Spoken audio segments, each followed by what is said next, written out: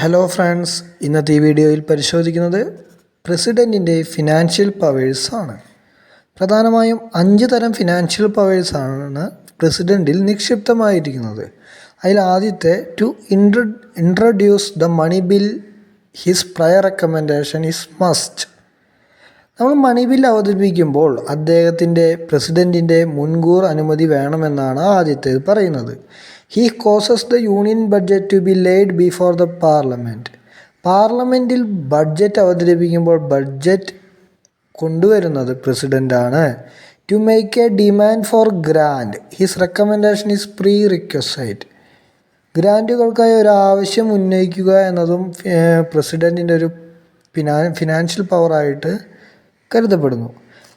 നമ്മുടെ ഇന്ത്യയിലെ contingency fund control ചെയ്യുന്നത് പ്രസിഡൻ്റാണ്. അടുത്ത അവസാനത്തെ he constitute the finance commission every 5 years. ഓരോ 5 വർഷം കൂടുമ്പോഴും പ്രസിഡന്റ് ധനകാര്യ കമ്മീഷൻ, അതായത് ഫിനാൻസ് കമ്മീഷനെ നിയമിക്കുന്നു. ഇത്തരം 5 ഫിനാൻഷ്യൽ പവേഴ്സാണ് പ്രസിഡൻറ്റിന് പ്രധാനമായിട്ടും ഉള്ളത്.